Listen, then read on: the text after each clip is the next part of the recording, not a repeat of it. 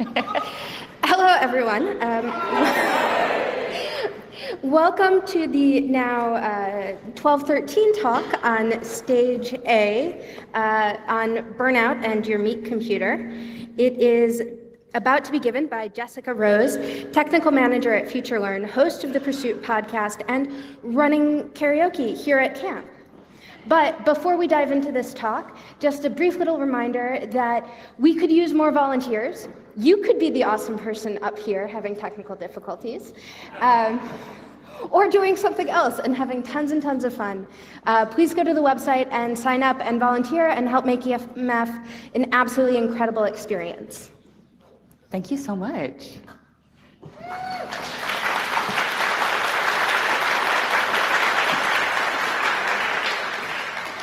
Good morning, love. Oh my.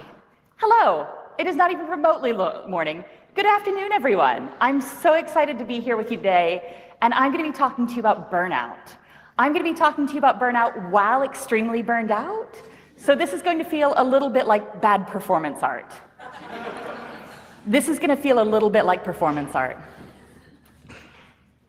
Just to get things started, I was going to introduce myself, even though I've gotten a fantastic intro from our MC. My name is Jessica Rose.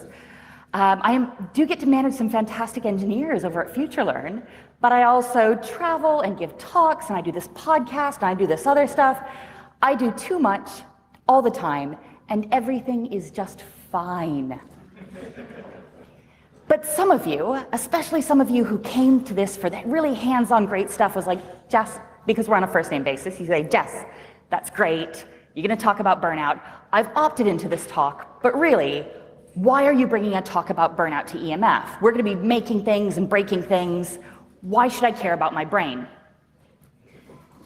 I hope you care about your brain because it's part of you. Your brain is absolutely magical, and your brain is going to keep you from making cool stuff or breaking cool stuff. Your brain is this teeny, it's so small, it's a tiny wet bag of meat soaked in chemicals, and you keep it trapped in a bone prison. Your brain gives you everything you've ever loved, everything you've ever feared. That weird thing that happened in middle school that wakes you up at 3 a.m, that's your brain. Your brain is fantastic. Your brain is mundane. Your brain is beautiful. And your brain is so, so fragile and easy to break. I'm going to be talking to you today about occupational burnout, a way to break your brain, and hopefully some ways to not break your brain. So I'm in technology, but I'm absolutely obsessed with cognitive psychology. And cognitive psychology sort of became a thing in the 60s, where people started studying the brain and studying the brain's processes as though they were computers. They said, wow, we've got these computers. They're so modern. They fill a room. They're the future. Let's look at our brains as though they're these computers. And there are two big concepts I want to talk to you about today. The first one should feel really familiar to most of us.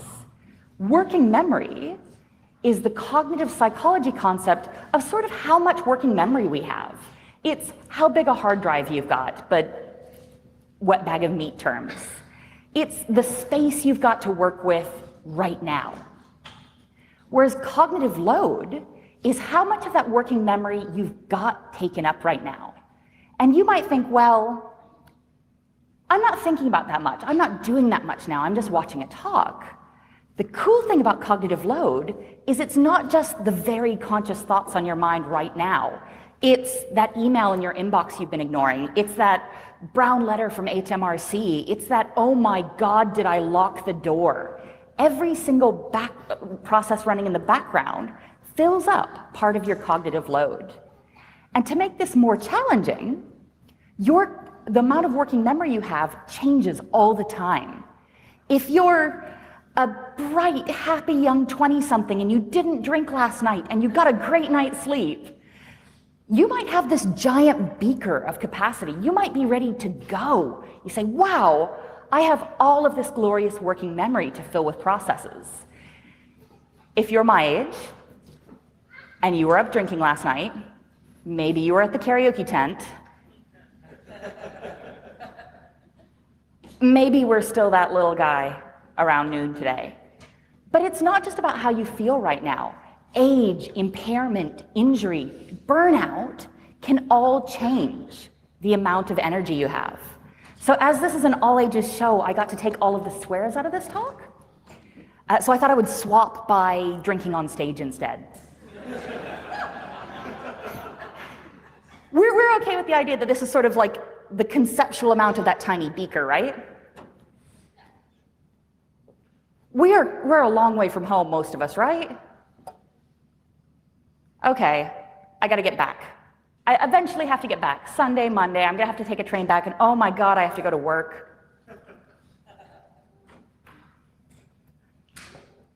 Oh, is that meeting still on? Oh my God, one of my reports needs a new computer. And it just goes and goes. You get every single thing that you're concerned about until you hit the top. The really, really crappy thing about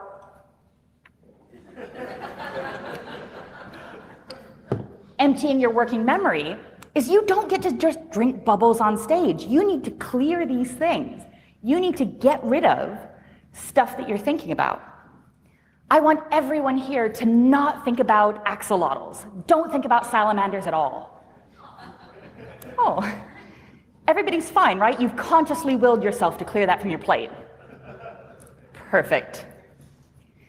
So we've talked about these two big cognitive psychology ideas. We've got working memory and cognitive process. What's burnout? So occupational burnout has been a concept since the 70s. And occupational burnout is just exhaustion. It's both physical and mental exhaustion.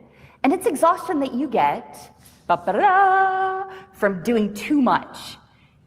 People find themselves burned out when they find themselves facing protracted, ongoing stress that they feel is inescapable.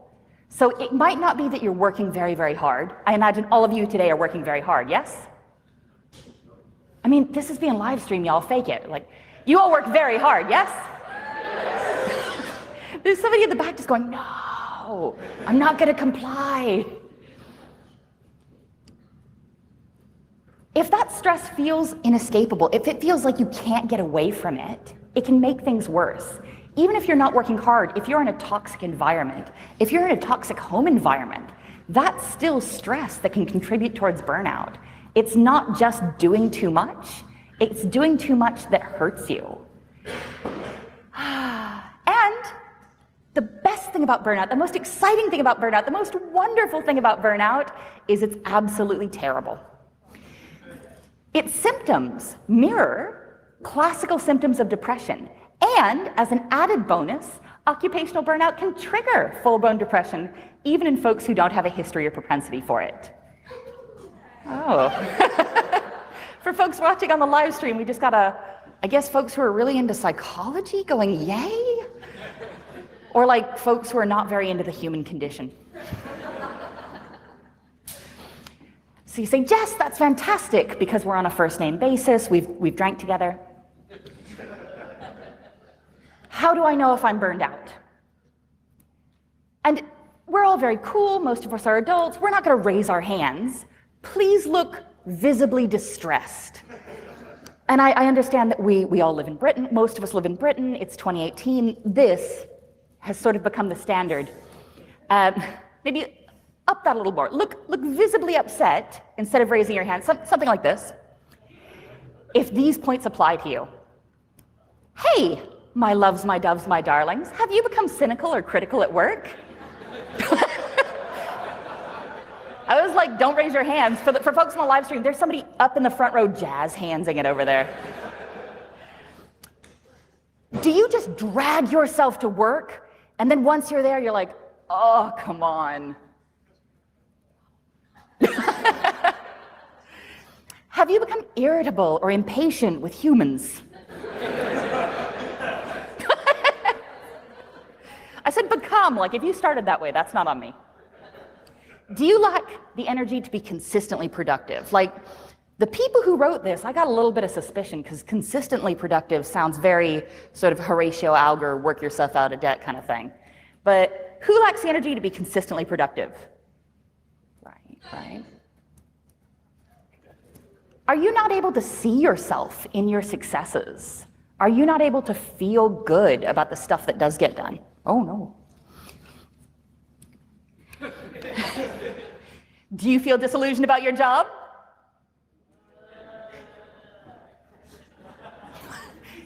For folks on the live stream, that was a loud, drawn-out moan.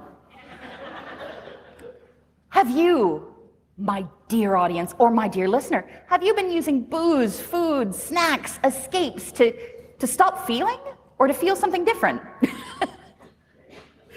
This live stream's gonna look so weird because there's tons of people just going, yeah, booze and food. Or drugs as well, like you do you.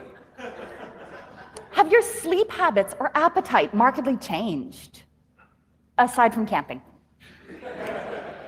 Are you troubled by unexplained headaches, backaches, insomnia?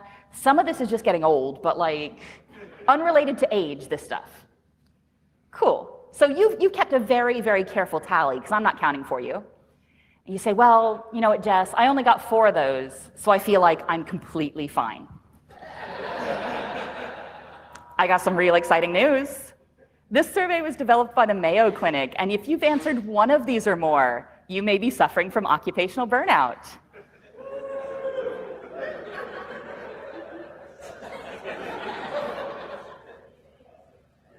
We haven't mic'd the audience, so it's just gonna look like I'm just like really suspicious of y'all over here.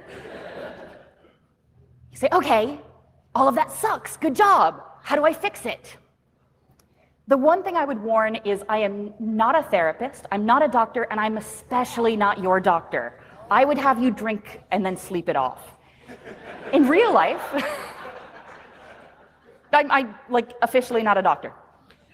Please, please, if you are suffering from anything that feels like this, immediately talk to your doctor. Go and see your GP.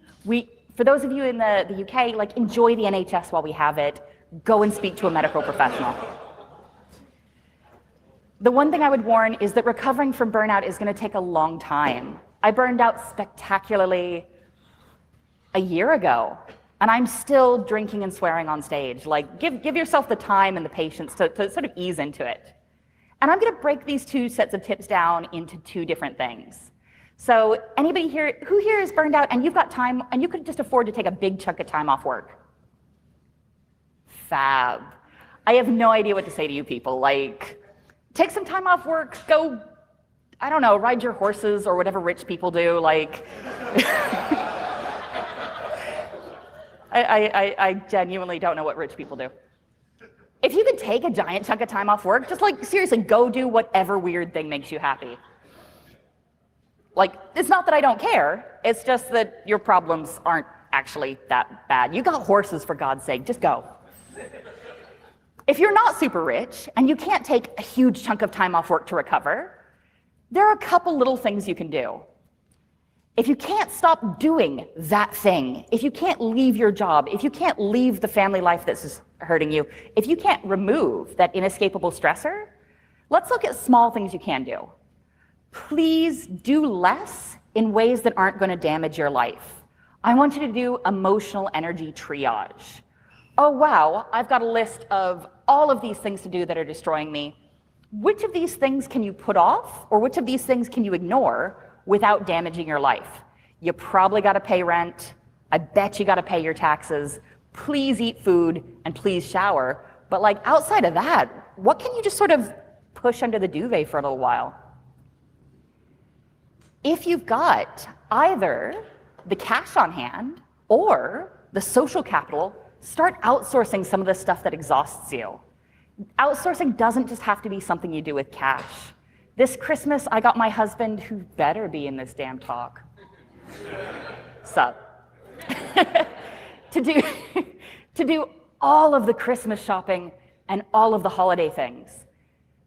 Just taking someone that you love, I hope, or who cares about you, I hope, and getting them to share the load a little bit more. Redistributing some of that work can be an incredible way to sort of give yourself a little bit more emotional space. Everybody, repeat after me and say no. Hey, can you do that thing? No. It feels...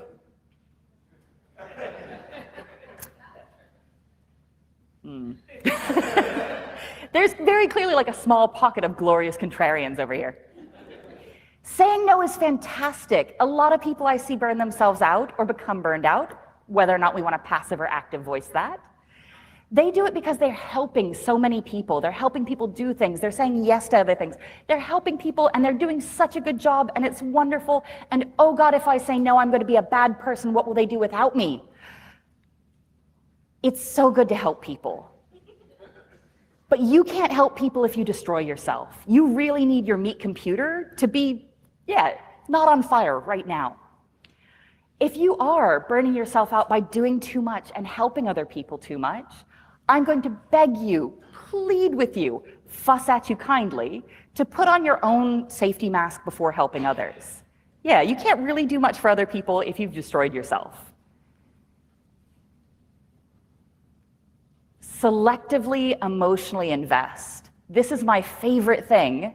I've only recently learned how to do it, and it's like absolutely cracking the code to something glorious. And when I say selectively emotionally invest, I mean something really specific. But as we've already mentioned, this is an all ages talk. Does anybody know what mom swears are? Oh, heck. So mom swears are when you really want to say the thing, but you don't want to teach small people to say the thing. When I talk about selective emotional investment, I'm talking to you about sitting down and counting out how many hecks you've got left in your inventory. And those hecks, they're yours.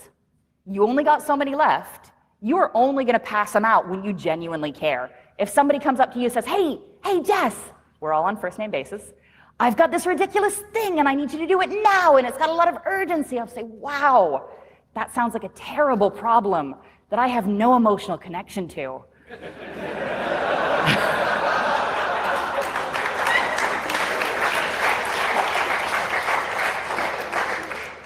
I really hope that works out for you. And it ties right in there with saying, no, it feels really gross the first couple of times, but then as the last fragments of your soul slip away, it feels so good. But coming back to being nice, because you do have to be nice. If you want to outsource, if you want people to help you, you probably need to keep some of your social contacts going. So maybe don't say wow, that sounds like your problem. Say it inside. Ask for help when you can. When you're burned out, it can feel like you're drowning. It can feel like there's nothing left for you to hold on to. Don't come to someone and say, hi, here's the problem that is my whole life, please, and thank you, please fix it. That's not super actionable, but saying, hey, I need a little bit more time at work. I need longer weekends. I need a break around the house. Selectively asking for help can really give you a little tiny bit more room if you don't have the cash and if you don't have the horses to take a proper rich person break. Recharge. The whole point behind trying to recover from burnout is trying to give yourself a break from those intense, inescapable feelings of stress. If you're super into board game, is there board games here at EMF today? Apparently those two people are board games. Read, go running, do the things that legitimately feel good to you. It'll feel like escapism at first, but you've earned yourself a little bit of an escape. I think one of the most important things here is to start to practice forgiveness specifically for yourself. When we talked about ways to detect burnout, one of the big ones was you're unable to see your own successes.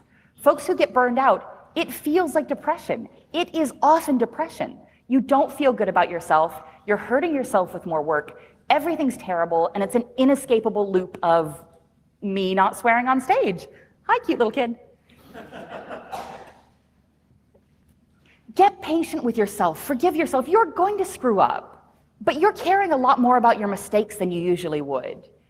Forgive yourself. It's okay. Statistically, everything's probably on an individual and small scale okay. Globally, that's not on you. Medium term for yourself, try not to be a jerk. You're exhausted. You can't do the emotional energy of helping other people and fixing their lives. But man, you're going to be burned out for a while. You're going to need some friends along the way. Try not to hurt yourself by lashing out at yourself, and try not to hurt other people. It's a really fantastic opportunity to look around you and see what people in your life maybe aren't contributing in positive ways, but the folks who are there, the folks who are helping, be good to them with the energy you do have. So for burnout, please, please, please, if you can, do less.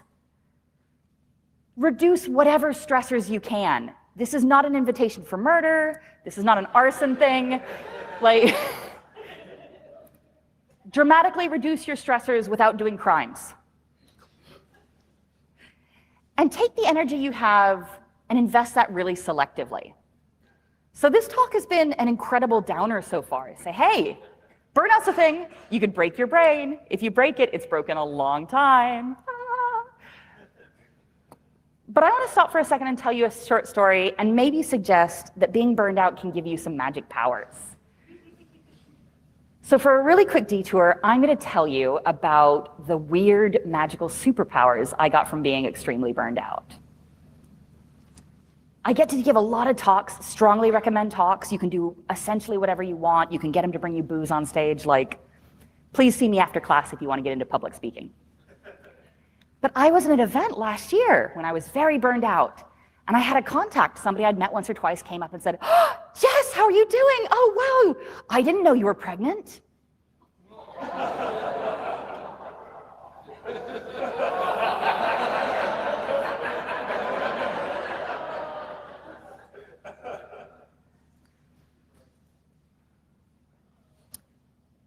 So back in the day, before I got burned out, I might have been really upset. I'd be like, oh my God, like, did I get fat? Is it the stress? The stress is great. The stress is fine. Oh man, should I not be on stage? What am I doing? But like, burnout Jess does not care about any of that. So instead of freaking out, instead of getting flustered, burnout Jess was just like, oh, anybody who wants a hack for punishing other people in social situations. All of you Britishes, you will love this. If somebody says something that is just beyond the pale, look at them with a completely neutral expression and stay quiet for at least 3 seconds. Yes, I didn't know you were pregnant.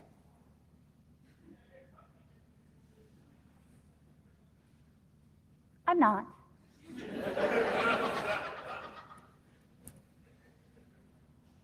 This kid doubled down. Like, oh, but.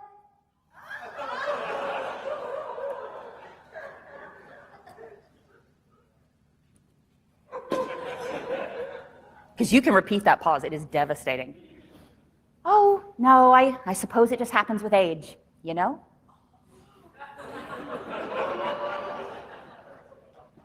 And eventually this talk's gonna get around and they're gonna see this and they're just gonna go, this talk is better with swears.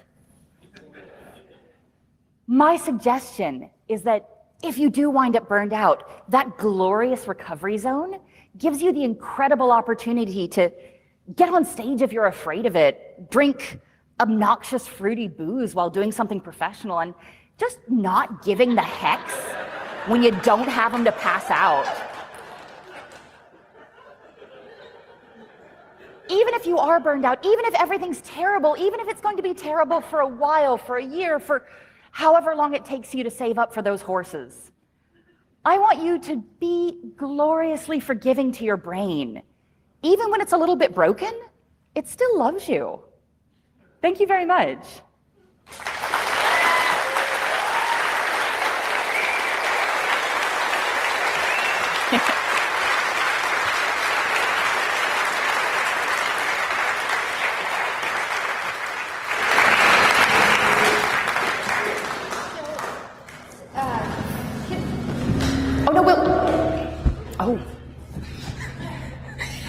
So we've got time for a couple of questions from the audience. So I'm going to throw this blue cube back and hopefully it will work.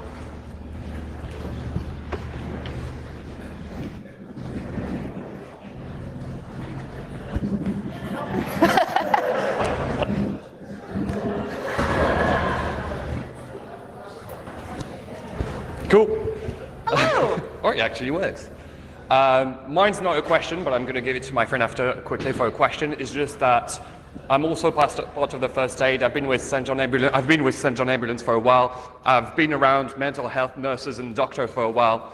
And even though I'm not qualified, I have a message from them.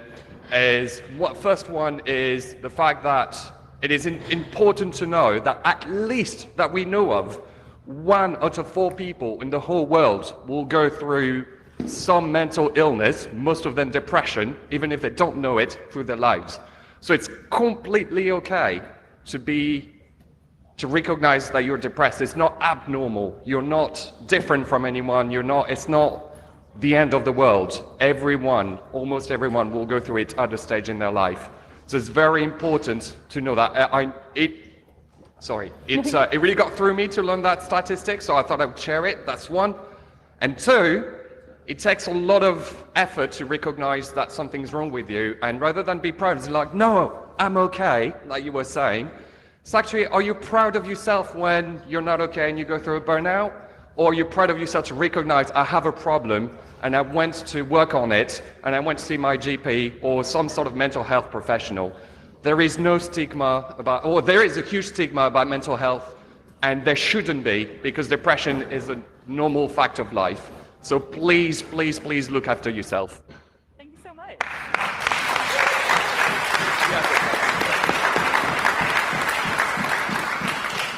Thank you, that was lovely. I have a question for you, Jess. Oh, I don't know where you are. I'm here. Oh, hello. Hello.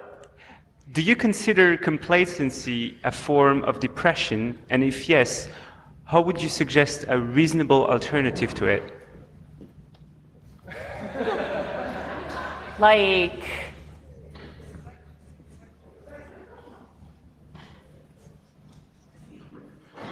I feel like I'm going to stay with this bottle. Come and get me in a little while. Like, I'm going to need to ponder a bit. Maybe. Hard maybe. Sorry. So I think we've got time for one more. Usually the questions I get after this, I can just answer by like, see your doctor, everything's terrible. But these are all like weirdly deep. I wonder if you have any advice for detecting burnout in others, people you interact with socially or in employment, and what you might do to mitigate that and try and help them. So this is fantastic. Like, yeah, just to repeat this in case the cute softbox is not picking up for the live feed. Oh, I repeat nothing. So looking for burnout in other people, especially if you're in a management role, or especially if you're sort of in a leadership role in a community or in an organization, is incredibly useful. So look for things like, look for sort of representations of the points we touched out, but sort of out loud. So folks who don't seem to engage with their successes, folks who are continually saying, I have no idea what I'm doing.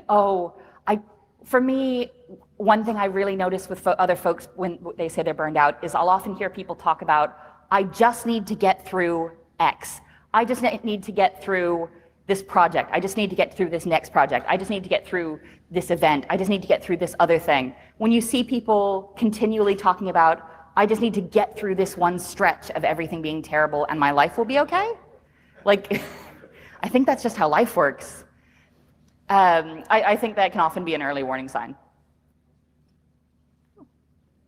Fabulous. Thank you all so much. Thank you, everyone. And you can continue talking with Jess outside. And remember, EMF is entirely put together by volunteers. And so if you'd like to be part of making an amazing event like this happen, go to the website, sign up for volunteering. There are lots of ways you can contribute and help.